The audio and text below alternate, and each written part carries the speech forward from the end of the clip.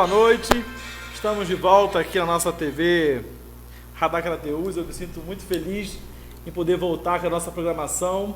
Sejam bem-vindos a todos. Que 2021 seja um ano de paz, um ano de bênção, de saúde e muito trabalho para o povo brasileiro que atravessa um momento extremamente triste. Lamentavelmente, temos mais de 200 mil óbitos e o número de desempregados também no país não para de crescer. Que haja responsabilidade das autoridades e que chegue logo a vacina para nós, para que possamos, enfim, voltar a olhar para frente com mais tranquilidade. A gente aqui do Espaço Radar Crateús recebe vocês aí em casa, que estão em casa, na verdade, recebendo a gente através do seu celular, através do seu notebook ou da sua TV. Ficamos muito felizes e honrados. Nos ajude compartilhando. E hoje nada assim menor que um assunto, ou melhor, vamos falar de um assunto de extrema grandeza, que é sobre a questão da violência contra a mulher. Eu confesso que estou meio nervoso, gente. Depois de tanto tempo fora do ar, confesso que estou um pouco nervoso, ansioso, para poder estar sendo recebido por você novamente. E está aqui no nosso estúdio aqui o nosso superintendente Igor Paulino, está o Washington, está o Humberto, está o nosso super Jeff. E nós vamos falar sobre um assunto muito importante, que é a violência contra a mulher no estado do Ceará. Porque a gente pôde perceber que nesse período de pandemia os números aumentaram, em alguns casos até dobraram, e a gente acaba não percebendo ou passando despercebido sobre um assunto tão sério. E por isso, para falar de um assunto tão sério, eu chamei aqui para estar debatendo com a gente, estar conversando, e você mais uma vez vai compartilhando, o Dr. Daniel Bezerra, que já se encontra no nosso estúdio, que vai estar aqui sentando com a gente para estar falando sobre isso. E eu vou chamar ele para que ele se dirija até a mesa, Dr. Daniel Bezerra. Enquanto isso, eu mando um abraço para o João, para o meu amigo Montezuma Salles. Um abraço, Montezuma. Já a gente vai estar novamente com você também.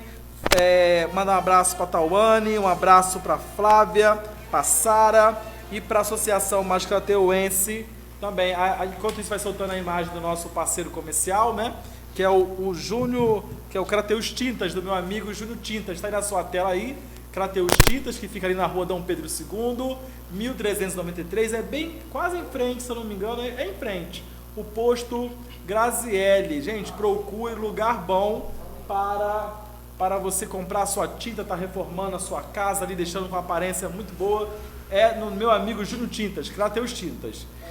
Agora eu quero cumprimentar, um abraço, meu amigo também, Paulo do Mototáxi. Para mim, respeitando todos da categoria do Mototáxi, mas o seu Paulo, como eu chamo carinhosamente, sem dúvida, é um excelente mototáxi. Pode chamar de confiança e segurança. Dr. Daniel Bezerra, muito obrigado por ter aceitado o nosso convite, estar aqui para debater com a gente esse assunto tão importante que fala sobre a violência contra a mulher. Muito obrigado, seja bem-vindo.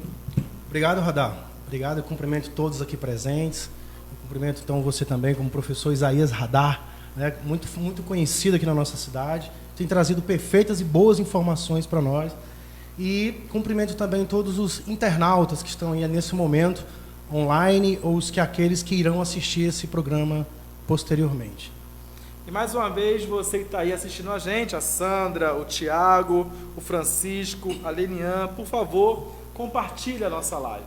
Para um pouquinho, vai lá e compartilha. No momento que você compartilha, você ajuda o nosso programa a alcançar mais pessoas e com isso fazer que as pessoas conheçam mais sobre o assunto aqui. Doutor, eu já vou pedir a minha equipe que já coloque na tela a Lei Maria da Penha. A gente vai falar sobre a questão da violência contra a mulher e nós temos que ressaltar que foi um grande avanço, digamos, do judiciário, do povo brasileiro, que é a Lei 11.340, que é a Lei Maria da Penha, que eu separei, achei muito importante, doutor, a gente vai começar a falar sobre isso, o artigo 2, que diz que toda mulher, independentemente de classe, raça, etnia, orientação sexual, renda cultural, nível educacional, idade e religião, goza dos direitos fundamentais inerentes à pessoa humana, sendo-lhe asseguradas a oportunidade e facilidade para viver sem violência, preservar sua saúde física e mental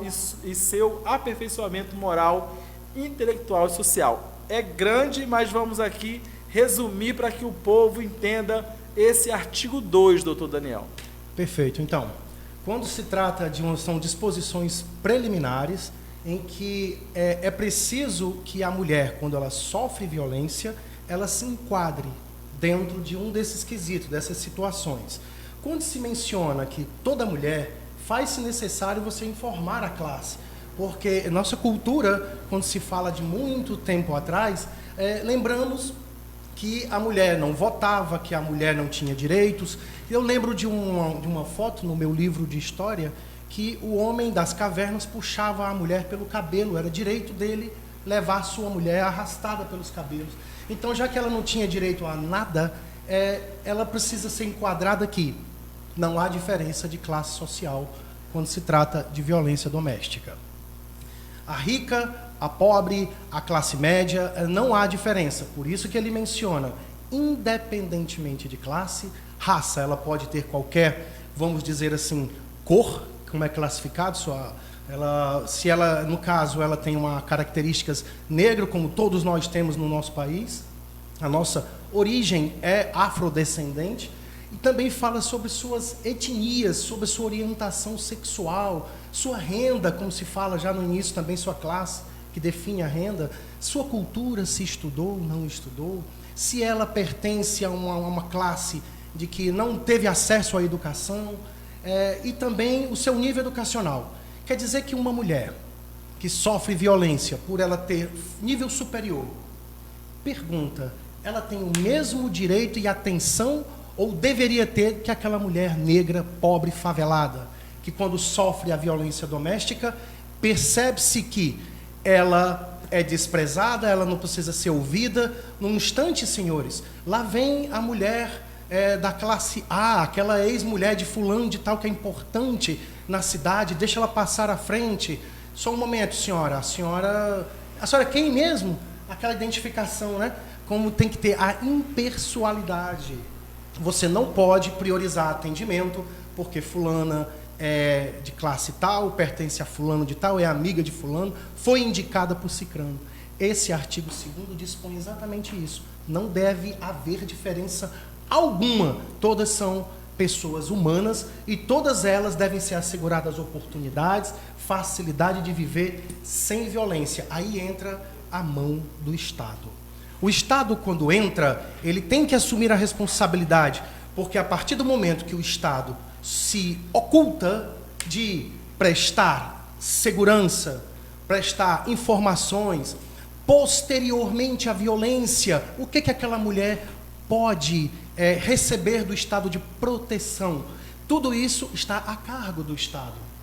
Também esse aperfeiçoamento da moral, da intelectualidade e social. Por quê? Ela não pode se sentir, quando chega a uma delegacia, ela não pode se sentir apequenada, destruída porque é pobre, porque está de shortinho, descalça, que acabou de ser agredida, ou aquela que chegou arrumadinha, perfumada, com roupa de marca, etc. Não se deve, em nenhuma hipótese, diferenciar uma mulher em sua idade, em sua classe social, a seu nível de intelectualidade. O atendimento tem que ser igual para todas. Muito bem, muito bem. Muito bem didático aqui o nosso convidado, doutor Daniel Bezerra, esclarecendo sobre o que dispõe ali a lei 11.340, Maria da Penha, no artigo 2. Há vários mitos, doutor, que nós vamos aqui discutir sobre essa lei e sobre como que funciona, na verdade, na prática. Eu considero um avanço para a sociedade, é muito importante a preservação dessa lei, que seja mais debatida nos meios de comunicação, na escola, enfim. Nós temos que quebrar alguns paradigmas que são colocados sobre a questão da mulher. A Lei Maria da Penha, ela não se caracteriza somente na agressão. Vamos supor, um homem não exatamente é só agredir a mulher, mas fisicamente. Caracteriza também de forma verbal, uma questão vexatória. Como é que se dispõe isso e como é que funciona, na verdade? Perfeito. Eu queria que ele colocasse no artigo 7º. Eu só separei o 2, mas vou pedir que ele providencie o 7 para a gente. Então, quando se menciona os tipos de violência, Muitos de nós podemos, assim, não de forma ignorância, não se trata disso, se trata da falta de informação, que é um dos preceitos iniciais para se tratar de violência doméstica. Qual seria esse preceito? O preceito é o seguinte: se eu não tenho a informação, então eu acredito que a violência existente hoje é apenas aquela que eu estou sangrando, que eu estou com os olhos ardidos, vermelhados, que eu fiquei aleijada, que eu quebrei uma perna, quebrei um braço, um sangue escorrendo da cabeça de pancadas. Não se trata disso.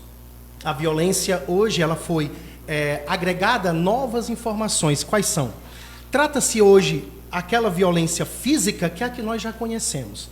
Essa violência física, ela se trata do seguinte: é aquela violência em que a mulher foi espancada, levou um arroxeamento na pele, no rosto, no cabelo, teve o seu corpo machucado de alguma forma, em que a gente diz lesão corporal. Apresentou uma lesão, diz que essa violência foi física. Mas para se chegar à física, primeiro se passa por uma outra, a moral.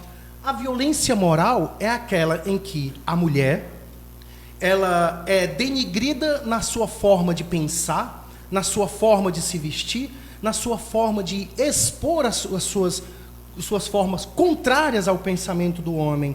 Então, na sua moral, ela é atingida, na sua dignidade, quando ele pronuncia, por exemplo, você é gorda, você é feia, você não sabe, você não fica quieta, cala a boca, não vai sair, não veste essa roupa.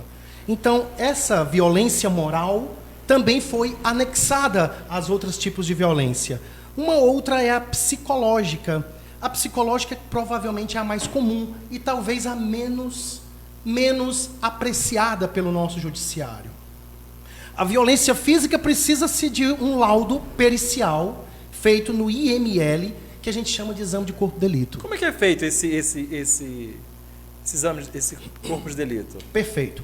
Quando a gente diz que o Estado é responsável por dar aquela proteção à mulher, tem um artigo também na lei, Maria da Penha, salvo engano, o 14, em que se menciona o papel do Estado nessa hora, da autoridade policial. A autoridade policial, que é o delegado de polícia, ele tem umas responsabilidades. Dentre elas, eu digo algumas. 1. Ouvir a vítima. 2. Ao identificar algum prejuízo, seja físico, psicológico, moral, patrimonial, sexual, ele imediatamente tem que encaminhar para o exame de corpo de delito. Esse exame de corpo de delito é solicitado algumas vezes pela vítima ou até mesmo pela autoridade policial, doutor delegado. Ele permite que uma viatura com policiais conduza e façam a escolta em segurança da vítima até o IML, Instituto Médico Legal. Ao chegar no IML, vai ter uma equipe de enfermagem, vai ter o médico perito, ele tem que ser médico perito, não aquele clínico que me atende no hospital. O médico perito vai perguntar para ela o que houve. Ele precisa ouvir todo o depoimento dela para identificar se aquela mulher sofreu espancamento com o uso de algum objeto, perfuração, foi pérfuro penetrante ou pérfuro cortante. Pérfuro penetrante é a bala. Pérfuro cortante é a faca, aquela que penetra e corta na entrada ou na saída. E aí, ao perceber isso, ele diz: você foi perfurada por faca, revólver? Não. Ele identifica e diz: agora eu vou te fazer outras perguntas. Você disse que ele te agrediu. O que ele fez? Ela conta, relata, ele anota no relatório e diz: como não houve agressão física, eu não posso identificar essa agressão física. Vou encaminhar ela para, caso for uma violência psicológica, para psicólogos também são membros da equipe. E é feito um estudo e um relatório psicológico de danos causados por ela.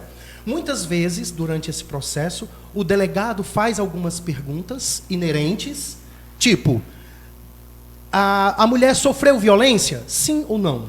Se sim, contundente, aparente, tá machucado? Qual é a forma? Não, foi um dano psicológico. O dano psicológico, mas o que causa em consequência para a vida dessa mulher o dano psicológico? Exemplo: ela não consegue dormir, tem insônia, ela não consegue, ela não quer voltar para casa porque tem medo de ser novamente espancada, Ela não quer aquele homem preso, ela mesmo diz, não, por favor, não prende ele. Acontece muito isso, doutor? Demais, doutor. Olha, a mulher vai à delegacia. Vai à delegacia. Faz 100% das mulheres que são agredidas não comparecem. Mas dos 100% que são agredidas, você acredita, 95% desistem por medo que o agressor solto, preso e após a prisão. Olha os 3 momentos que ela tem medo. Doutor, eu fui agredida, mas eu não quero ele preso. Para isso, é preciso que ela solicite ao seu advogado, à defensoria pública, à promotoria, ou próprio juízo, na sua representação do juiz togado, que ela quer retratar. É uma audiência de retratação. Ela diz, eu não desejo, não foi assim, eu não quero, mas apenas na situação de ameaça. Mas na violência é uma ação pública incondicionada. Ou seja, o Ministério Público entra no processo, é público, e incondicionada porque não depende da vontade dela. Dizer, o que foi isso? Tem até uma brincadeira de vídeos que eu coloco com alguns alunos ou alguns colegas que perguntam, Daniel, como é que a mulher geralmente está espancada, machucada, e ela diz, eu não fui espancada. Lembra daquela historinha? Está no Porta dos Fundos, é um programa, ele tem lá Sheila. É interessantíssimo, em que ele chega no trabalho, um amigo vê a inversão dos papéis e diz, o que foi isso no seu olho roxo? Não, caí, bati na pia. Lembra daquela historiazinha que a gente contava? O que foi isso, mamãe? Escorreguei, bati na pia. Mãe, mas bateu no olho, no outro lado e na cabeça? Foi, meu filho, é porque eu saí quicando e bati a cabeça. Não dá para acreditar mais nos tempos de hoje. Porém, a mulher que sofre violência, ela tende a contar uma historinha paralela. É uma tendência pelo medo. Radar, esse homem preso, aliás, esse homem solto, ela tem medo. Porque ele vai voltar para casa. Até porque, se eu não denuncio, ninguém sabe, ele volta e continua as agressões. Mas só um instante. Vamos lá. A mulher denunciou, ela foi à delegacia, fez o boletim de ocorrência, né, denunciou agressão. O caso de agressão física aqui.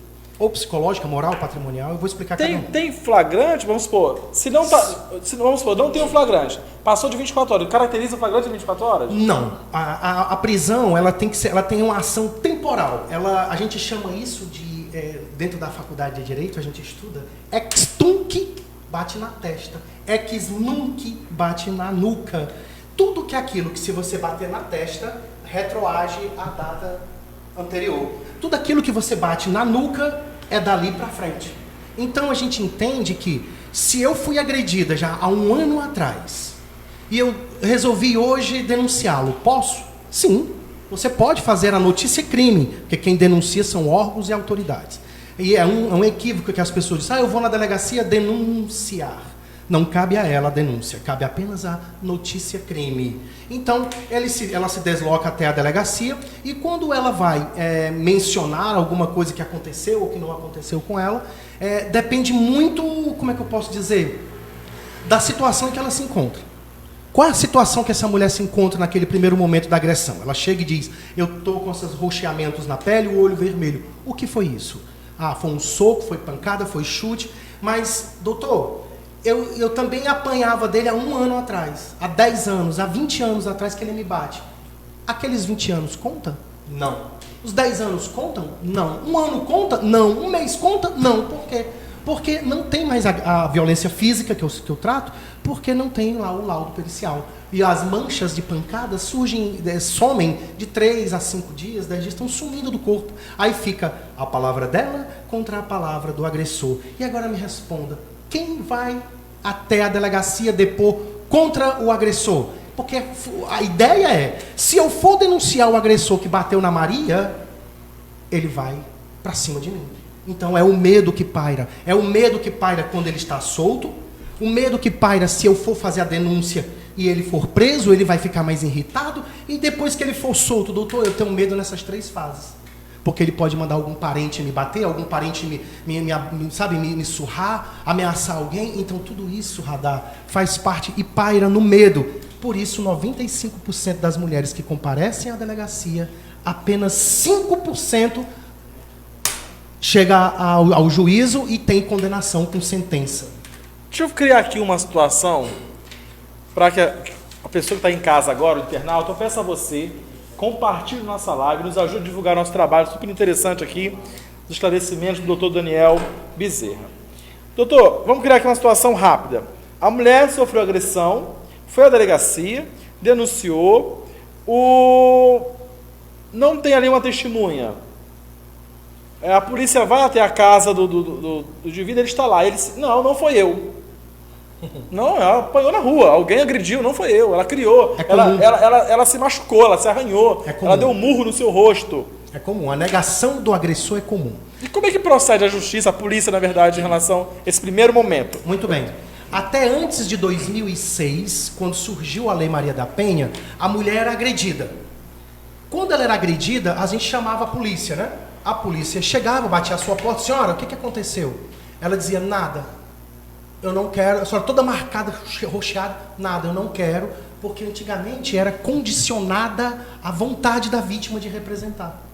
E aí, o que se percebeu com a Lei Maria da Penha? Pensa só, se a mulher que sofre violência, ela não sofre violência na rua, ela sofre no ambiente residencial, com uma pessoa em que ela deposita nele confiança, credibilidade, deposita nele o apoio de que ele pode utilizar a sua casa, os ambientes de sua casa, entrar e sair quando quiser. Então a mulher está lá dentro da sua casa com esse homem que inicialmente é um agressor. Quando ele bate, não dá para ter testemunha. Então a Lei Maria da Penha trouxe a credibilidade para a mulher de dizê-la, eu fui agredida por ele. O que ele disse? Me chamou de gorda e feia. Suficiente para a prisão. Suficiente. Aí você diz, mas ela pode estar mentindo. Se ela estiver mentindo, a gente diz isso que era uma denunciação caluniosa. Ela vai responder por estar apresentando uma situação criminal sem ser criminal. Então, doutor, peraí, acontece de ter casos de mulheres que possam criar situações e o que acontece? Vamos supor, uma mulher disse ser agredida sem ela ter sido agredida. Uma vingança ali, uma briga... Um ciúmes de um namorado que largou ela, ficou questão com outro. Conjugal. Perfeito. Ela responde algum processo se a informação não for verdadeira? Perfeito, olha só. Imagine que você diga que fulano de tal cometeu um crime e matou fulano. Você está dizendo, olha, eu não vi, mas eu soube que foi aquela pessoa que matou. Se você chega à delegacia, conta e depois não prova, você responde criminalmente. Assim é a mulher. Você diz, doutor, é possível que as mulheres façam esse tipo de notícia-crime à delegacia, porque o cara largou, porque terminou o namoro, ele partiu para outro, ele é um cara do bem, ela pode mentir? Olha, eu não tenho esse dado, esse número para informar com clareza um percentual de mulheres que fazem isso. Mas nós somos seres humanos, somos passivos de erros, somos passivos de equívocos, somos passivos até mesmo de trazer informações que não são legítimas ou possíveis. Sim, claro, a mulher, assim como o homem, ele pode no momento da agressão dizer, eu não bati nela, eu não fiz nada disso, acabei de chegar e ela está mentindo. O agressor faz isso. Ele nega, ele precisa negar. Mas a polícia está orientada a caso de denunciação. Imagine, a mulher está apanhando dentro de casa. Você está passando na rua e escuta. Qual é o procedimento do cidadão?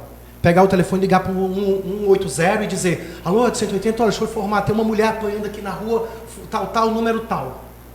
Aí o cara não sai de dentro, nem a mulher sai de dentro, mas você, cidadão, pode ligar, a polícia vai até o local e, independente da fala da mulher, se eles observarem indícios, elementos de que houve agressão, seja o elemento objeto quebrado, móvel arrastado, mulher com roupa rasgada ou machucada suada, é suficiente para ser decretado a sua prisão em flagrante. Mas a polícia pode entrar na casa porque a senhora resolve assim, não está acontecendo nada, mas o vizinho ali ligou, alguém ligou da família, e aí a polícia vai até a porta, não está acontecendo alguma coisa? Ela diz, não está acontecendo nada. Ok. A polícia, ela faz o papel dela é o seguinte, existem duas polícias. Nós chamamos de polícia preventiva e a polícia judiciária. A judiciária é aquela que traz informações do inquérito, a polícia civil. Ela vai lá, investiga, pergunta, ouve testemunha, junta tudo aquilo e leva para a justiça. Tem que tomar muito cuidado, porque muitas das falhas desse crime de violência doméstica está nesse momento de apuração. uma investigação mal elaborada, uma condenação mal conduzida ou mal apresentada. Então vamos lá. O policial chega até o local, vê a mulher naquela situação de violência, ele, claro, vai bater a porta, porque ele precisa observar primeiro. E quando ele está observando, veja bem, ele chega até o local, percebe que o clima está diferenciado. A senhora está bem? Não, estou ótima, estou bem, pode deixar o seu policial, por favor, não faça nada. Ele já percebe indícios. E eles têm a boa conduta, ele é preventiva. Ele vai ter na boa conduta da boa paz social, de promover. Tudo bem? O senhor conversa com ela aqui um pouquinho. Senhor, tudo bem? Deixa eu conversar com o senhor. Para que ele não tenha reação, para que ele não tenha fuga, para que ele não pegue uma arma, não dispare contra o policial, ele vai conduzir. Tudo bem, olha, infelizmente a gente recebeu uma denúncia, preciso que o senhor nos acompanhe, só para esclarecer, esse é o papel do policial. Vamos esclarecer. Agora, se o cara reage, aí o policial toma os procedimentos de reação.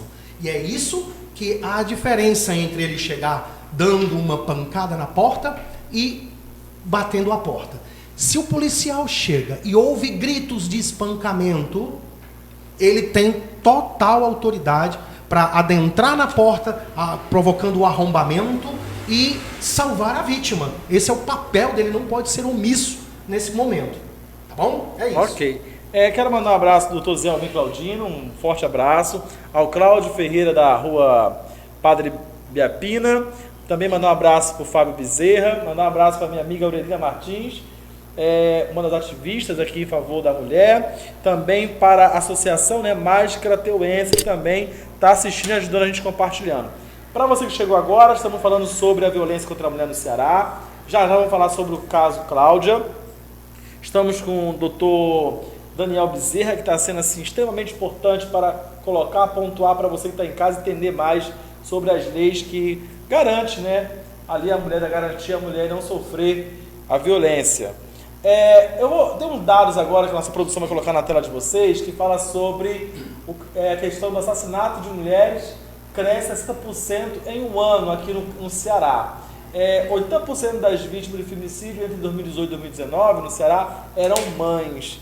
Ou seja, essa questão de mães, mas eu quero fazer uma outra pergunta para o doutor, que é o seguinte: geralmente, dos casos que você acompanha, qual é o maior motivador da agressão contra a mulher? Qual é o maior motivador? O que se percebe quando se ouve a vítima, de início, é o ciúmes. Para mim, eu classifico o ciúmes como em primeiro lugar, porque quando você inicia um relacionamento, você está ali cheio de flores, de convite, o homem ele anda perfumado, cheio de vaidade, com roupa bonita, ele se torna elegante, fala mansamente, ele é cordial com a mulher, convida para jantar. Ele conquista, passa a residir com ela, ou na mesma coabitação ou não, mas começa a ter um relacionamento mais quase que de casados, marido e mulher, ou então de união estável, e dali ele começa a ter uma convivência no trabalho. Ele começa a ter problemas com o seu chefe, problemas com o transporte, problemas com o dinheiro que não dá para pagar as contas, problemas com colegas que tiraram brincadeira com ele, que ofenderam ele de alguma forma. Problema até de ter sido roubado, furtado, um objeto perdido. Problemas familiares com seu pai. Desconta na mulher. Ele tem que descontar em alguém. Então, quando ele vem e traz essas informações para a sua esposa, ele tem uma tendência de elevar a voz, porque ele começa, existem os primeiros sinais. Todo homem, antes dele cometer a violência, o espancamento psicológico, ele começa a emitir sinais de que vai praticar a violência. Ele começa a xingar, ele começa a proibir ela de vestir tal roupa, proibir certas amizades. Então tudo isso o homem precisa controlar. Ele começa a ficar cego de raiva. E isso faz com que o homem perca toda aquela sua noção do que como ele se apresentava inicialmente para ela. Isso é triste, porque hoje mesmo em Fortaleza, Palmas, no Tocantins, em São Paulo, onde eu tenho atuação, no caso você observa que existem políticas chamadas políticas e justiça restaurativas. Eu daqui a pouco também, se você me permitir, eu vou falar sobre ela, de restabelecer esse homem, de trazer consciência para ele. Ele, quando agride, o homem esquece que está agredindo, ele não percebe que está agredindo. Para ele é um ato comum, porque ele está nervoso, ele descarrega, ele agride, ela tem que aguentar, porque é minha esposa, é mãe dos meus filhos. E aí é onde entra aquela situação dele dizer, eu agredi, depois que esfria a cabeça, ele vai lá e dá um beijinho, pede um perdão. Olha que tem um ciclo. Ele começa com os insultos, depois ele parte para a agressão e depois vem pedir perdão. Então você está afirmando, de acordo com os seus acompanhamentos, que o ciúme é um dos principais fatores. Outros são... Financeiro, família, trabalho, dinheiro. A medida protetiva, como é que ela funciona? Ela tem eficácia, doutor, a medida protetiva? Porque eu escuto muito casos. Vamos lá. A maioria dos casos, aí eu estudei sobre isso, de acordo com as fontes, né, que a nossa equipe aqui, muito proativa, me dando esses dados. A maioria das mulheres que sofrem de feminicídio já sofreram uma primeira agressão antes. Sim. Algumas, e aí você deu uns dados que poucos vai para frente dos casos, mas algumas estavam até sobre medida protetiva, aonde você pode explicar melhor do que eu, né, onde o sujeito, o indivíduo ali não deveria estar tão próximo, mas ele acaba burlando a lei, né, transgredindo a lei e comete o crime. Inclusive, quero aqui, enquanto a nossa reportagem, enquanto o nosso programa estava indo ao ar, se preparando para ir ao ar, mais 2 casos lamentáveis de feminicídio no município de Caucaia, né, aqui no Ceará. Quer dizer, não para, doutor, não para. E aí eu volto a lhe perguntar, medidas protetivas têm eficácia? O modelo da medida é ideal? Poderia ser alterado? Para como? Porque eu acredito que as medidas protetivas ainda são muito brandas. Eu posso estar, na minha ignorância jurídica, eu posso estar errado. Mas eu queria que você falasse mais sobre as medidas protetivas e falasse sobre esses casos de feminicídio que a boa parte culminam, mas antes já houve uma agressão anterior. Perfeito. Deixa eu enumerar primeiro para chegar até a medida protetiva. Okay. Como que o Estado deveria proceder? O Estado deveria, em cada município, é o ideal. Hoje, no nosso estado do Ceará, nós temos 10 delegacias DEAM, que é a Delegacia Especializada no Atendimento da Mulher. São algumas cidades aqui no estado que tem, eu tenho esses nomes. Eu vou te passar aqui os nomes dessas cidades que tem a delegacia. Temos em Pacatuba, temos uma DEM, Delegacia Especializada no Atendimento da Mulher, em Maracanaú, Crato, Iguatu, Juazeiro do Norte, Icó, Sobral e Quixadá. 9. Fortaleza é a 10ª. A mais próxima de nós então é onde? Gosto. Você que é um cara bom para localizar. Crato? É perto? Iguatu é mais perto. Iguatu. A mais próxima da Delegacia Sobral, da Mulher, Sobral, Iguatu é a mais próxima.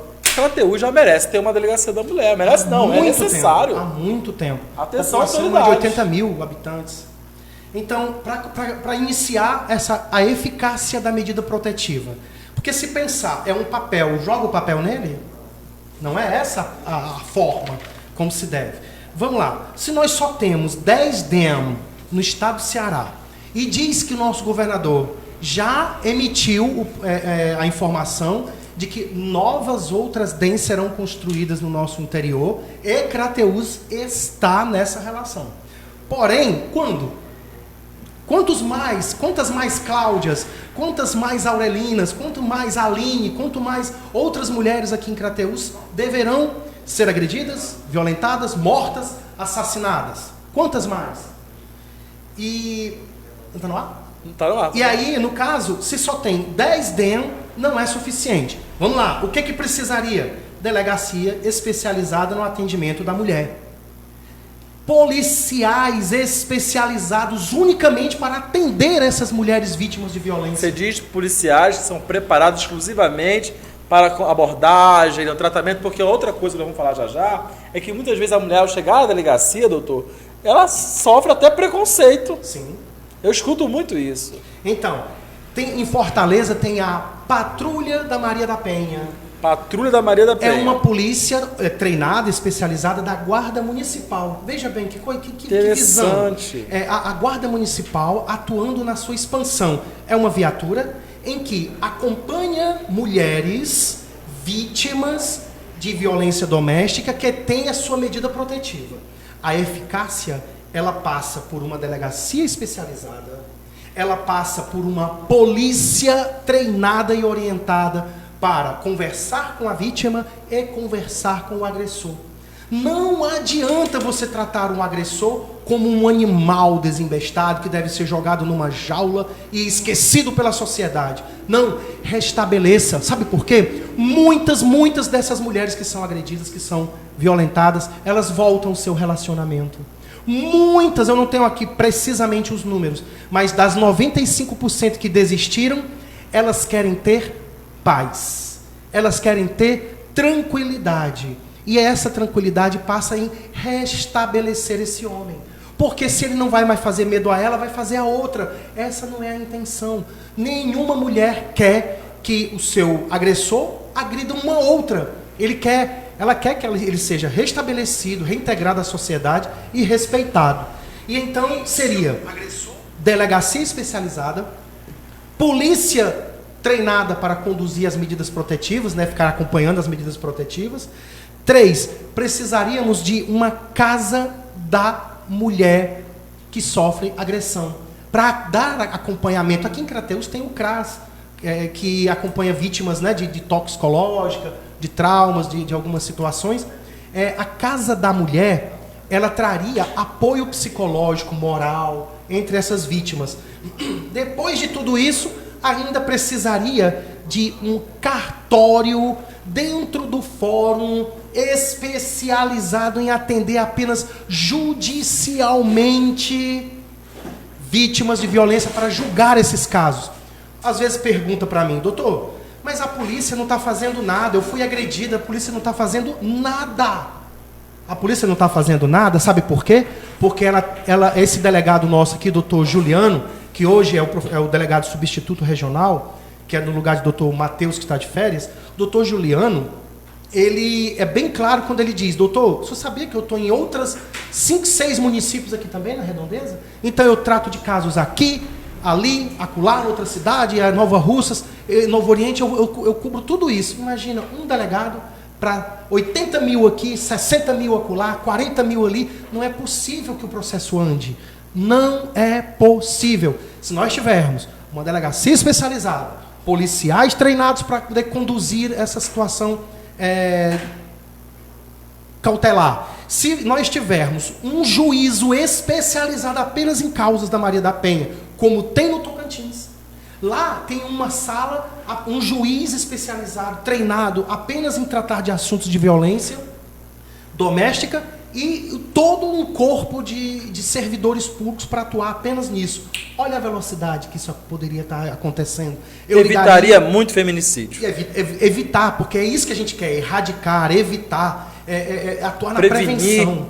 E aí, no caso, se a gente tem uma delegacia especializada, policiais treinados pela Guarda Municipal, uma sugestão, porque lá em Fortaleza tem. Fortaleza tem. Tem uma patrulha da Maria da Penha, são policiais da Guarda Municipal que acompanham mulheres vítimas de violência doméstica que estão amparadas pela medida protetiva. Para que tudo isso? Para uma eficácia da medida protetiva. Sem tudo isso, não tem condições. O Estado não suprir isso, vai ser muito complicado a mulher se restabelecer e o agressor se restabelecer. A gente quer exatamente isso. Olha, uma sugestão. Na cidade de Tubarão, em Santa Catarina, foi feito um trabalho voltado psicológico. Os agressores se unem junto com psicólogos e médicos e tudo, e eles, assistentes sociais, e eles conversam entre eles. Eles mostram, dizem o que eles fizeram. Imagina você pegar um agressor que conta o que ele fez. Quando ele conta o que ele fez, ele conta, mas não é para o psicólogo. Ele conta para outros agressores numa roda de conversa. E cada agressor, ouvindo aquele tipo de agressão, ele se sensibiliza. Ele vai tomar consciência daquilo que ele tinha esquecido. Eu agredi? Só dei um tapinha. É como se estivesse ressocializando. É uma ressocialização. Entendi. É a justiça restaurativa. Restaurativa. É a importância dessa, hoje, ser utilizado uma política na nossa cidade, no nosso estado, nas nossas capitais. Restabelecer tudo isso. Aí você pergunta, e a eficácia? Está aqui. Na delegacia, policiais da Guarda Municipal treinados para atuar verificar se está sendo eficaz a medida protetiva, se o agressor está chegando próximo ou não. Imagina a mulher ter um telefone da guarda municipal para ligar se ele se aproximar e ameaçá-la.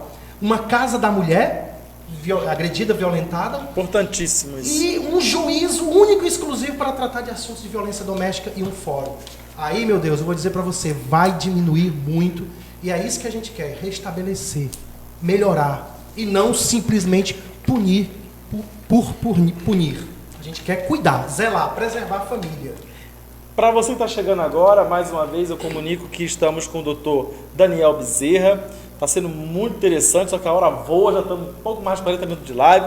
Temos ainda alguns assuntos para tratar aqui, para esclarecer para você. E fique à vontade, pode fazer pergunta. Quero mandar um abraço carinhoso para a Cícera Cristiano, que colocou: tem que ser mais rígida a lei para estes casos de feminicídio. Aqui no Ceará está demais, santo Deus. No Brasil todo, mas a gente percebeu, doutor, que nesse período de pandemia, a mulher teve dois problemas. Ela teve que se isolar, porque todos nós tivemos que ter isolamento social, mas ela não conseguiu se isolar do agressor, porque agora ela está dentro de casa com ele. E aí vai refletir nesses números aí que eu queria que minha produção colocasse, os dados aí em relação à agressão aqui no Ceará, entre 2016 e 2020. São assustadores. E aí você falou, nós temos lá, aí na sua tela, você está acompanhando a gente de casa.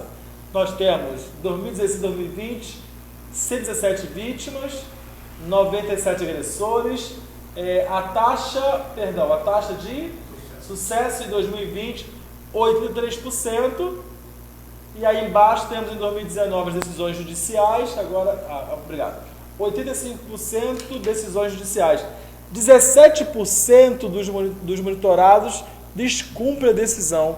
É uma taxa alta, como nós falamos aqui. Falta mais velocidade do poder judiciário para que esses casos sejam solucionados mais rápido, ou que as medidas seja alcançada às mulheres, doutor, ou procedimento, a burocracia sobre a questão da preventiva. Perfeito. Deixa eu te informar. Esses 17%, eu não li a pesquisa, mas já há uma pesquisa paralela, próxima a essa daí. Homens que voltam a agredir, ou que cometem novas agressões. Primeiro, a mulher passou pela medida protetiva. A mulher desistiu em audiência de retratação da medida protetiva. Voltaram ao convívio.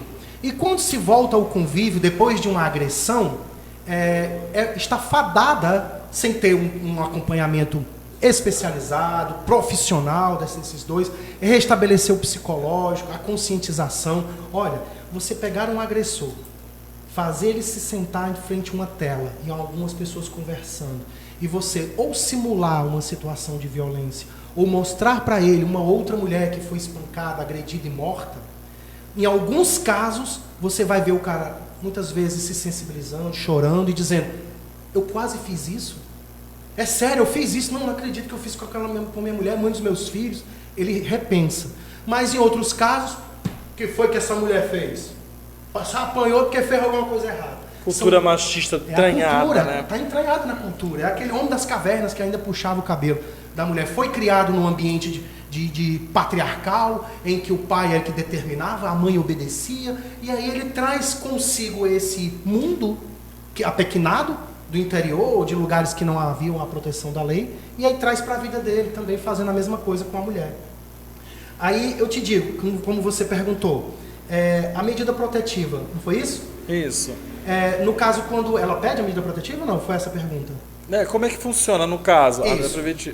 Então, a medida protetiva, quando tem esse amparo de do Estado, da Justiça, da Patrulha Maria da Penha, da polícia especializada que acompanha, que vai na casa dela, pergunta, vai até a casa do agressor, conversa com ele participa de algum programa de restauração psicológica, tudo isso com certeza você vai ver resultados. E esses números de 17% daqueles que foram monitorados descumprem, mas nem todos os casos eu te garanto que tornou a agredir. Descumprir a medida você sair de casa fora do horário, depois das 20 horas, você aproximar equivocadamente, porque, como equivocadamente? Vamos dizer que a vítima estude na faculdade A e o agressor na faculdade A. Ambos cursam cursos diferentes. A medida protetiva estabelece 300 metros e eles estão a 50 metros um do outro. Ele descumpriu? Aí veja bem, o que é descumprir a medida protetiva? É estar no mesmo ambiente que ela, por exemplo, um shopping, uma praia, uma praça pública, um barzinho. Eu devo ser preso imediato porque eu me aproximei? Não. É o olhar fixo para aquela vítima. Palavras ameaçadoras para a vítima, direcionadas para ela. Recado, que ele às vezes fica em silêncio, movimentando os lábios, dizendo, fazendo gestual para ela. Isso é o descumprir. Vamos fazer aqui uma comparação. A mulher que tem a medida protetiva contra o seu agressor está no supermercado. Ele entra no supermercado. Ela deve ligar para... Vamos supor, questões distintas. Ele foi para o mercado fazer compras também. Ela percebeu que ele está dentro ali do estabelecimento. Mas ele, às vezes, ele não viu. Digamos assim, ainda não foi casual. Ela pode ligar para a polícia e pedir que ele seja retirado? Como é que funciona? Ou não? Se ele não oferece, naquele momento, ele não demonstra, né, porque eu acho que ele não oferece, no momento que ele está sob medida protetiva, para mim o tempo todo ele oferece. Mas ele oferece risco. Mas nesse caso, a mulher liga para a polícia, não liga? Como é que se estabelece isso? Perfeito. É porque tem que se analisar também cada caso. Existe o caso em que a mulher está traumatizada. É recente aquelas agressões. Ela está fazendo tratamento psicológico, ela não dorme, ela toma remédio controlado, ela está com os nervos à flor da pele. Se ela escuta uma voz próxima, ela já se treme, passa mal. Algumas delas até eliminam os seus líquidos necessitados, ou suas necessidades. Elas passam por isso. Elas entram num choque repentino. Nesses casos, o que acontece? Quando a mulher verifica que está no mesmo lugar, dentro de um supermercado, e o cara chegou e ele observou ela ou não a viu, mas ela vê aquele rapaz, ela pode pedir a uma segurança, a um caixa, olha, aquele homem, eu tenho uma medida protetiva. Por favor, pelo amor de Deus, tire ele daqui, eu não suporto olhar para ele, eu não suporto vê-lo, porque senão eu vou chamar a polícia. A regra é, ele será orientado para sair? Sim, até que ela saia do local. Porque existem uns traumas. Pense no trauma. Agora, é aquela mulher que foi agredida, mas muitas das mulheres também são fera, viu, meu amigo? Não tem só mulher fraquinha, não, viu? Tem mulher que o cara vem com a mão no pé do vidro, ela vai com a outra. E vai e só... Descaracteriza a Maria da Penha? Não. Não, né? É reação e legítima defesa dela, ela está se protegendo. Manel, boa noite para você também, Deus lhe abençoe. A Associação Mágica Crateuense diz o seguinte: Isaías, todos os dias há denúncias, mas as mulheres têm que aguentar porque tem casa da mulher, porque talvez não teria casa da mulher aqui no Ceará, não tem. A mulher acaba tendo que aguentar. Essa palavra não queria, né? Só em Fortaleza. Vamos falar agora um pouco, doutor, sobre o caso que chocou o Brasil, né? Aqui que aconteceu lamentavelmente na nossa cidade, né? Que é o caso da senhora Maria Gomes de Lima, conhecida como Cláudia, uma técnica de enfermagem que, ao sair do trabalho, foi alvejada na porta da sua casa pelo seu companheiro. Esse caso ele ganhou repercussão nacional, inclusive foi tema, né, um dos mais citados no Twitter, se eu não me engano, e foi tema no programa da Fátima Bernardes da Rede Globo, e também estampou grandes tabloides do país, inclusive o principal, né, que é o G1, que diz assim, a gente está sempre mantendo a fonte ali: mulher morta a tiros em Crateús, no Ceará, ex-companheiro suspeito do crime está foragido, agora não mais, que ele já está preso. Esse caso ele é parecido com tantos outros casos no Brasil.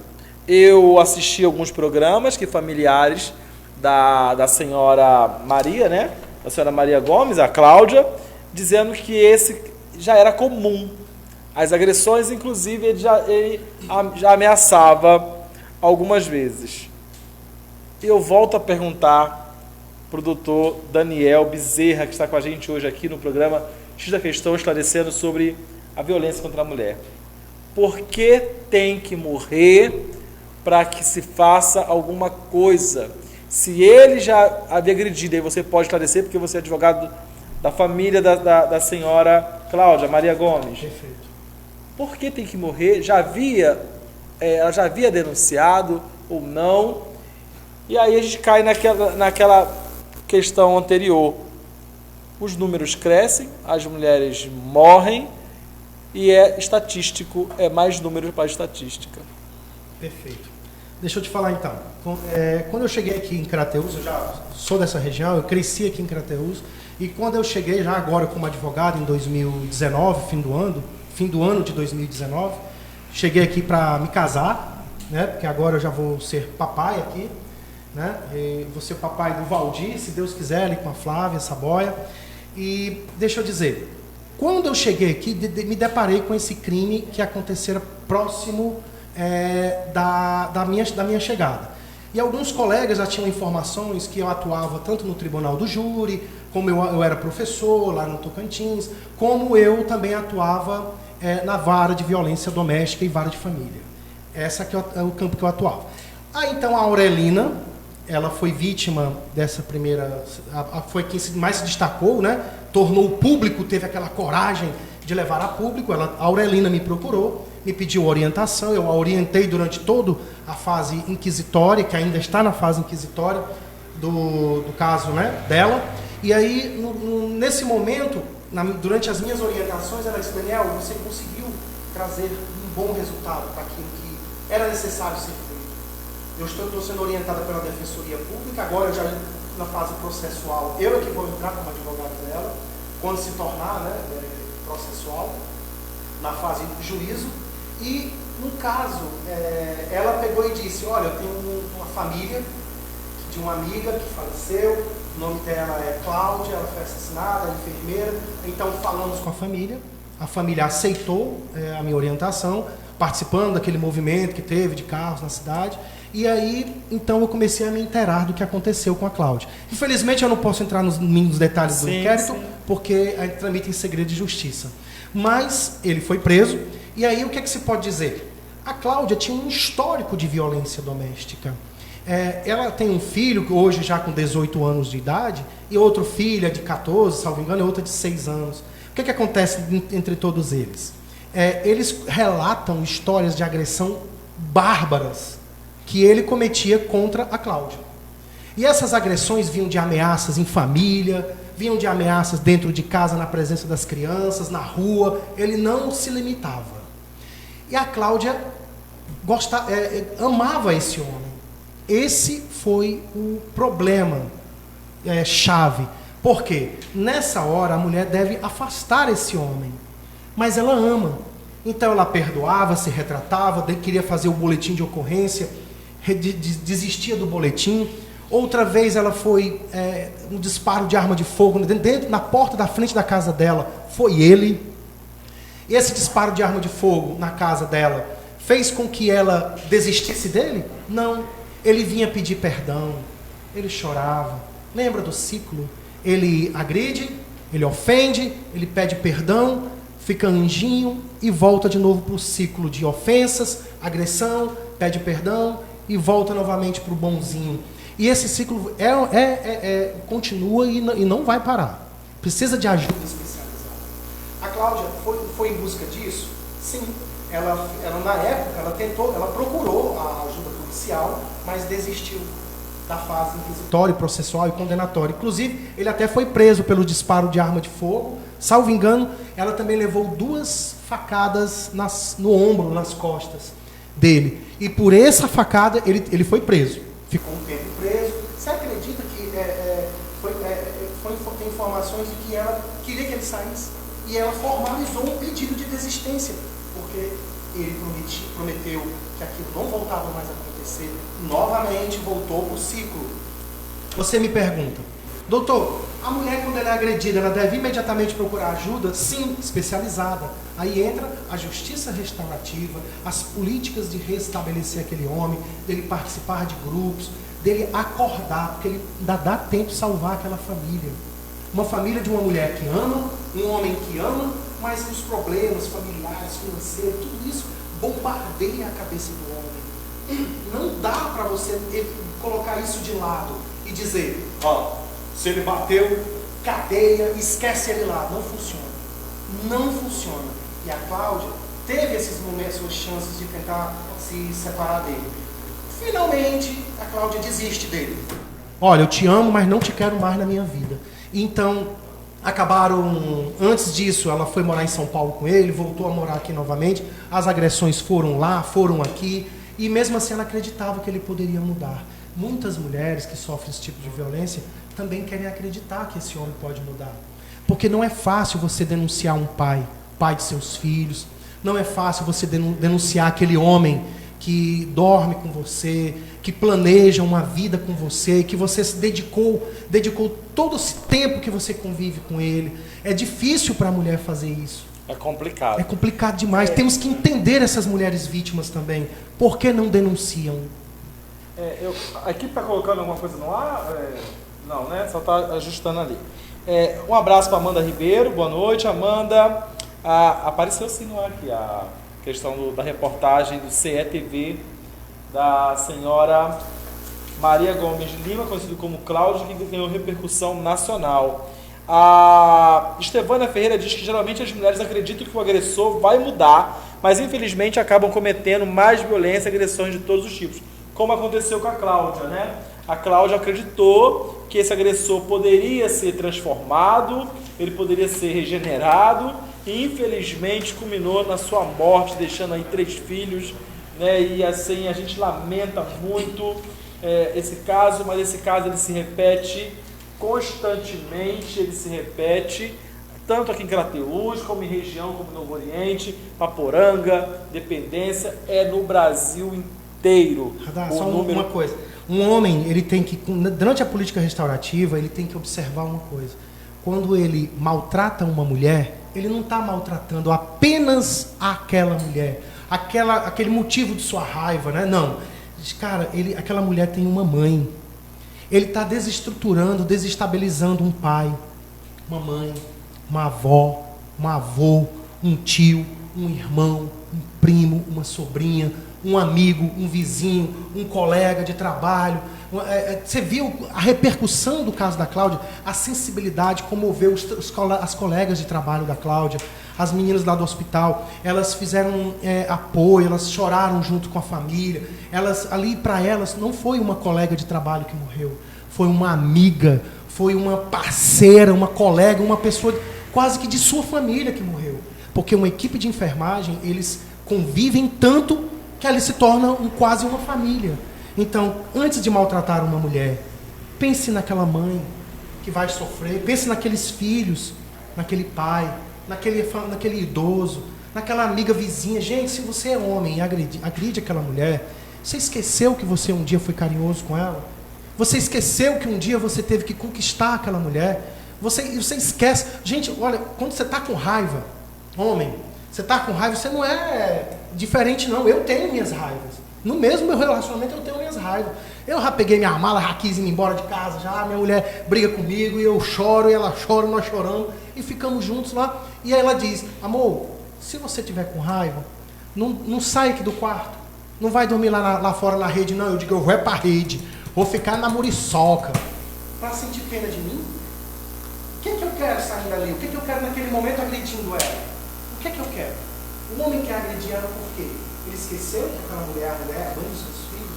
Esqueceu que aquela mulher é a mulher que tomou uma decisão de, entre milhões de homens no mundo, de milhares de homens aqui, de centenas de homens que paqueraram com ela, de dezenas de pessoas aqui nessa cidade. Ela escolheu ele para conviver, escolheu ele para ser pai dos filhos dela. Então, pensa 2 vezes. Eu até conto nos meus vídeos: para, cara, fecha os olhos, sabe? Eu vou agredir aquela mulher, ela é muito ruim, não me escuta, ela não me ouve.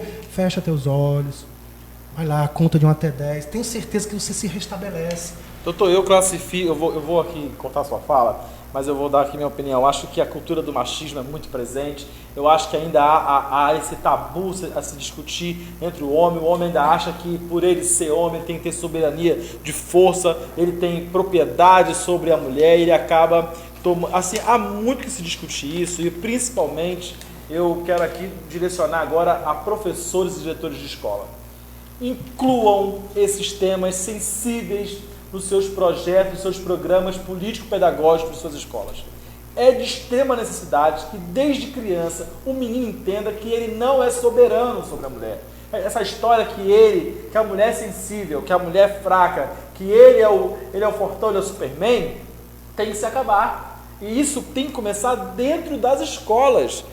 Eu vou até aqui destacar o meu trabalho, evidentemente, no Colégio Sônia Burgos, onde eu estou sempre conversando com meus alunos sobre esse tema, e a gente escuta de meninos assim com 12, 11 anos, mas não é o homem que tem que mandar dentro de casa, não. Não, isso não existe. Essa cultura machista do mandar, de querer ser dono, isso tem que se acabar. E isso acaba implicando nessa sua fala aí, né, que a gente diz, o homem tem que contar, não é só até 10 não, ele tem que se auto-olhar e dizer que ele não tem propriedade sobre aquela mulher. E ele não pode usar disso a sua força física. Eu quero mandar um abraço para a Beatriz Barreto, para o Lucas Rosa, e também um abraço carinhoso para a doutora Silvia Menezes, Goiano, que está assistindo a gente. O caso Cláudia, ele aqui em Crateús, ele se tornou muito, digamos, a repercussão foi muito grande, porque a gente viu estampando G1, a gente viu no programa da Globo, mas a gente também teve outros casos, que eu queria citar aqui, muito próximo ao caso da Cláudia, o da trans Dani, né? Dani? Isso. A Dani também, naquele período, lamentavelmente, foi assassinada e que até hoje a gente não sabe quem a matou, né? A gente não vê aí Eu não sei, doutor, eu vou depois até lhe pedir uma orientação aqui no ar, se é possível a gente aguçar o Ministério Público sobre essas questões. A gente pode pedir esclarecimento, e aí vou pedir aqui até ao doutor Daniel Bezerra, que nos oriente depois como a gente pode fazer como programa, como o Poder da Comunicação tem esse programa, ele vai ficar aqui na nossa página e você pode estar assistindo desde o início. Excelente esclarecimento, importante esclarecimento sobre a violência contra a mulher. Vou pedir que a produção coloque aí para mim sobre o mapa do feminicídio no Brasil. Nós já estamos, lamentavelmente, na reta final do programa, porque voa e o assunto, quando é muito grande as informações, a gente pode estar até marcando depois, mais na frente, mais sobre esse tema novamente. Nunca é demais falar sobre isso. O mapa do feminicídio no Brasil, aí eu confesso... Desculpa, só uma colocação. O caso da Dani, aquela transexual que foi morta, esquartejada, né, eu também já assumi agora a situação como assistente de acusação. Eu já vou estar agora com o retorno do judiciário, agora dia 6, 7, houve o retorno. Até o dia 20 os magistrados devem também estar retornando, e eu vou estar assumindo, com o apoio da família, da Dani, que é a sua mãe, a dona Edinalda, ela mesma me procurou pelo telefone, no grupo que nós temos de violência doméstica, e ela me solicitou que eu atuasse nesse caso junto ao Ministério Público, que é o autor da ação, e eu vou entrar apenas como assistente de acusação. E fiquei já sabendo que envolve nomes de pessoas de alto poder aquisitivo, que tinham um namoro com ela, que se envergonhava do namoro, não sei ainda, vai ser apurado. O que estou te falando é apenas o que é público, mas vai ser apurado. E eu não quero mandar um recado ameaçador para esse cara que cometeu a situação, mas dizer que a polícia está investigando, vai ser feita novamente a abertura e solicitação do inquérito policial. Tem que haver uma conclusão do inquérito, e isso pode chegar até esse agressor. Eu espero que as autoridades sejam mais ágeis em relação a esses casos, para que não entre em esquecimento, para que a família e parte da população não se sinta banais diante desses números tão horríveis contra a mulher. Quero mandar também um abraço para o Francisco Gomes, mais uma vez também, para a Lenian Moraes, que está nos assistindo. Compartilhe nossa live, nós estamos caminhando para a reta final.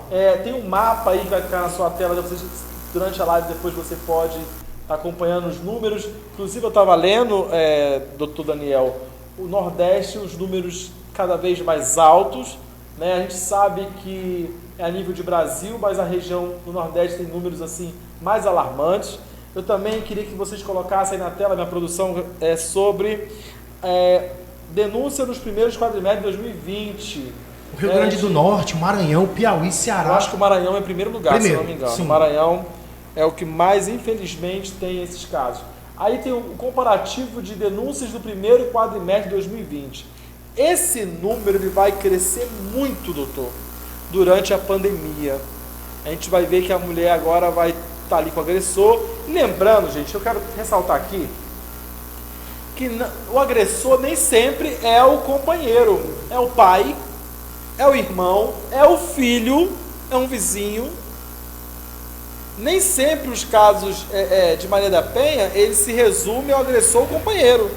Mas às vezes um vizinho, um filho, e lamentavelmente nessa pesquisa que a minha produção separou ali, até agradeço mais uma vez os meninos aqui que estão sempre atentos para me dar os dados, eu vi que tem casos filho agredindo a mãe, enfim, os números são horríveis.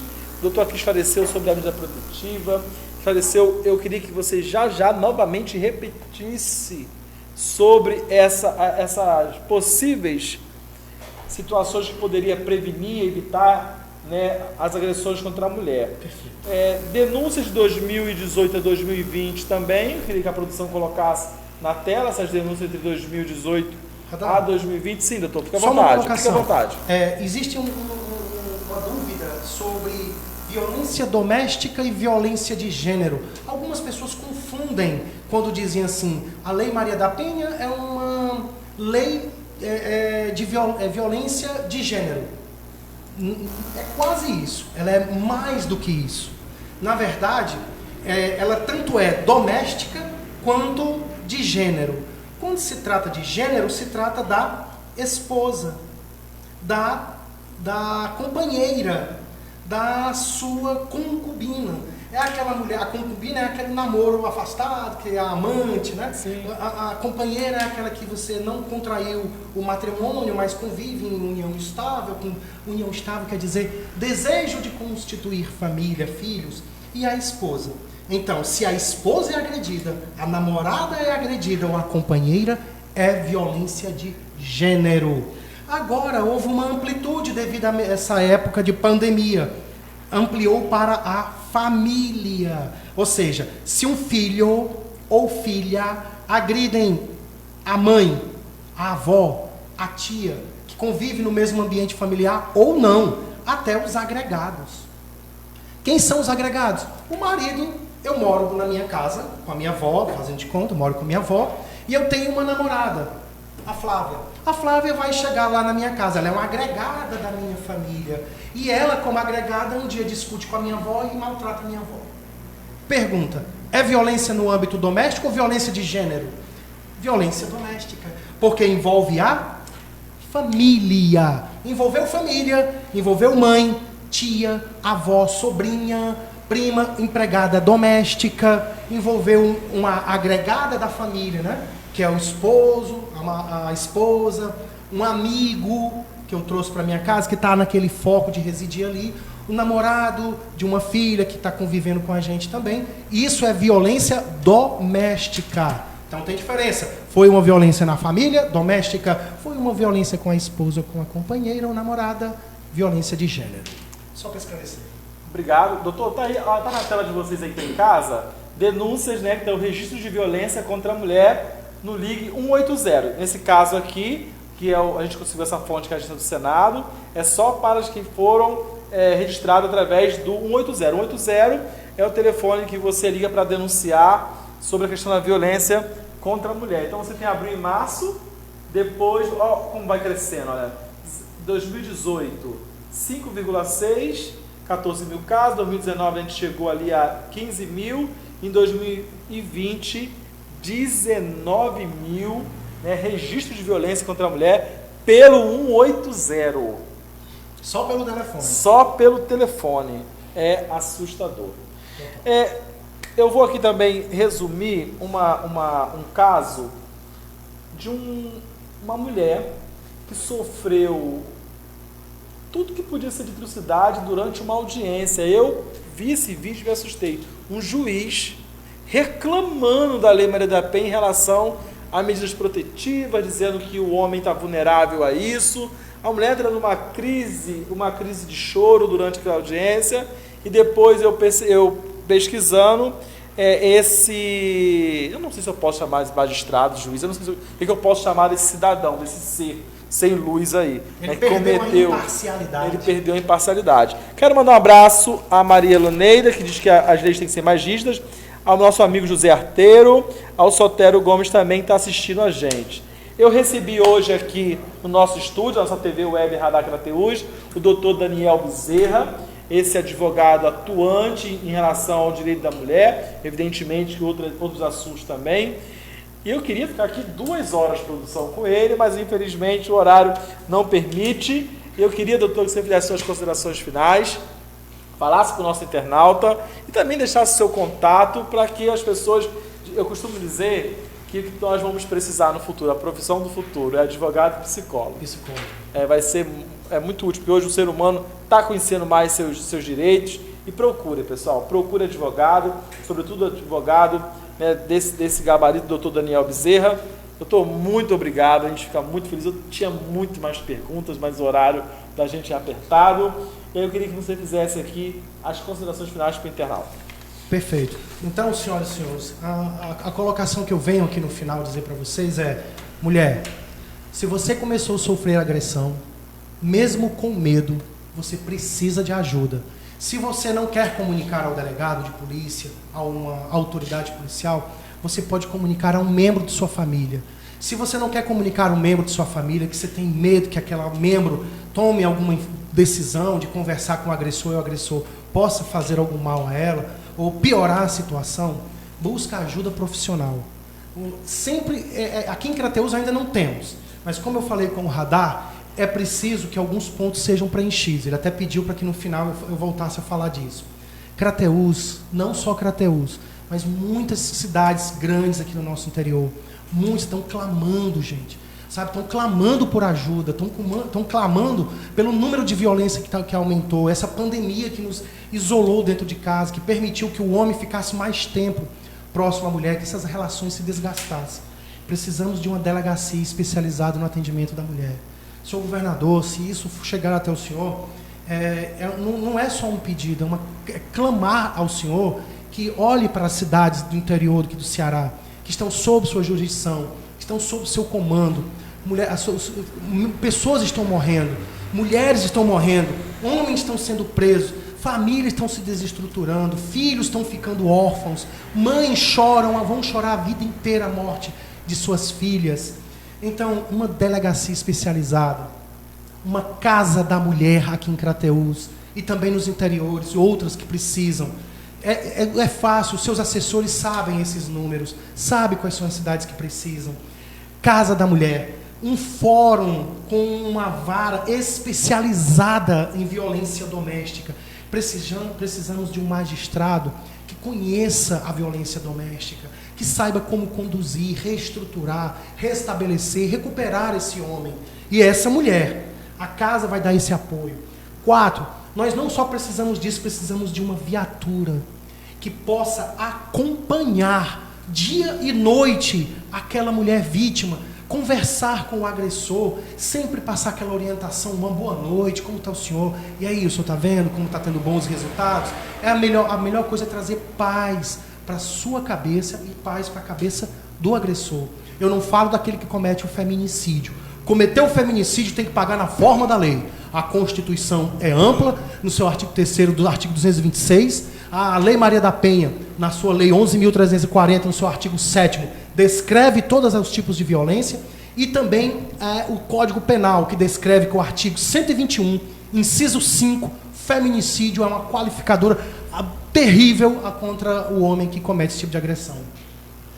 Se nós tivermos uma viatura pela Guarda Municipal, pela polícia, nós temos agora aqui uma polícia especializada, o Raio. Você viu como mudou aqui na nossa cidade o número de crimes. Se tivermos uma especializada como a Maria da Penha, nós vamos diminuir, quem sabe até erradicar. E isso vai trazer sucesso para o senhor, para os futuros prefeitos, governadores da nossa cidade, de outras cidades, atentem para isso. Se você, político, vereador, apoiar essa causa, o seu nome não vai ser esquecido na nossa cidade. Faça alguma coisa por isso. Apenas uma delegacia especializada da mulher, policiais treinados para isso, uma casa da mulher para recuperar essa mulher, uma vara especializada na violência doméstica e, por último, uma viatura que possa acompanhar a eficácia dessa medida protetiva.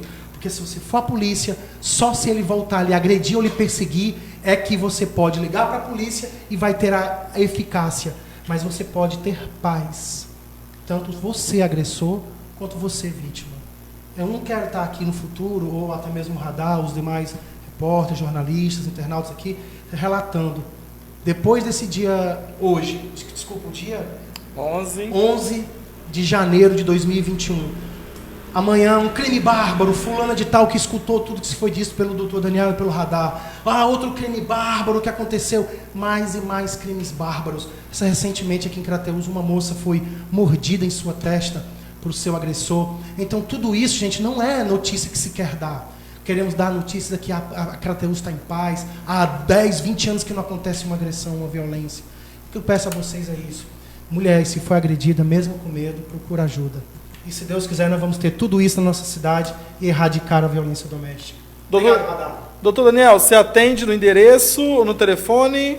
Eu ainda estou com o telefone do estado do Tocantins. Sim. 63 984 84 3668. Esse número de telefone é para a gente anexar você que queira participar de um grupo de combate à violência doméstica, que nós temos aqui em Crateús, liderada pela Aurelina, pela Desterro, que é uma mulher atuante aqui na cidade. Atuante, Desterro. Ela luta, ela vai atrás, ela criou um site, o Mais Crateús, no Google, no Face. Então, assim, tem pessoas para dar apoio a vocês e também orientação.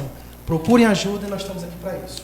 O Ministério Público e a Defensoria Pública também. Temos excelentes advogados aqui em Crateús. Procure ajuda. Estevânia Ferreira diz: a luta pela delegacia da mulher vem de muitos anos, continuemos na luta. Até vale ressaltar aqui que nós temos agora na Câmara dos Vereadores do município uma vereadora mulher, a senhora que eu tenho muito carinho, gosto muito dela, me fala a memória agora, Eliane Teles, perdão pessoal. Hoje eu estou bastante ansioso aqui, confesso, nosso retorno. Podemos procurar a vereadora para poder estar levando um documento e pedir que ela também nos ajude nessa pleitada aí, que é conseguir uma delegacia para a mulher.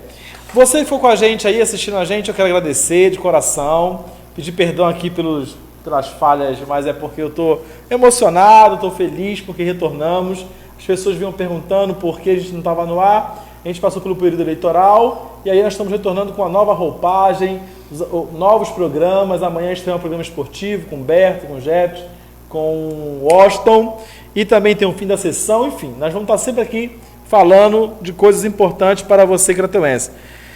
E você que foi com a gente até agora, essa quase 1h30 de live, eu só tenho a agradecer. A Edinalda Souza coloca: eu sou mãe da Dani, assassinada 19 de agosto do ano passado, chegando quase 5 meses e nada de resposta de um crime que muita repercussão, morreu no dia do aniversário dela.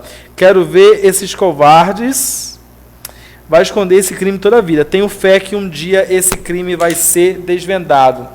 Dona Edinalda, a gente aqui, transmite nossos sentimentos sinceros à sua família, a você e a gente aqui do espaço da TV Web Radar Crateús. Nós não vamos cegar, vamos estar sempre colocando esse assunto à tona para que as autoridades do nosso município, para que as autoridades do Poder Judiciário, policiais, estejam ali empenhados na resolução desse problema, assim como o doutor Daniel aqui disse que vai estar acompanhando também. É necessário que não entre em esquecimento, é necessário que não faça isso de um número estatístico, e por isso que nós aqui vamos estar sempre acompanhando.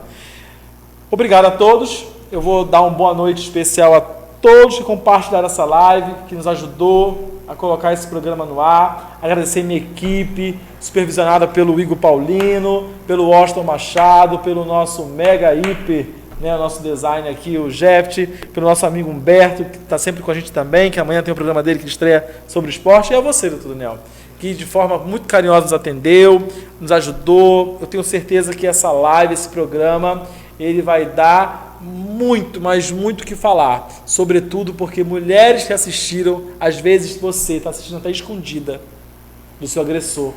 Está assistindo no banheiro, no quarto sozinha, fingindo estar ouvindo música no fone. Se encoraje, denuncie, 180, peça ajuda. E que, se Deus quiser, nós vamos ver esses pontos que o doutor Daniel colocou aqui sendo alcançado. Delegacia para mulher, guarda patrulhada, especializados no assunto. E vamos, se Deus quiser, um dia acabar com isso, eu creio que vamos. Doutor Daniel, muito obrigado, Deus abençoe você, abençoe sua companheira, abençoe todos. Obrigado, Josiana Soares. Enfim, está chegando no final o programa X da Questão. A gente volta na semana para falar sobre outros assuntos e sempre na segunda-feira trazendo esses assuntos mais polêmicos. Fique com Deus, um abraço e até a próxima. Tchau, pessoal.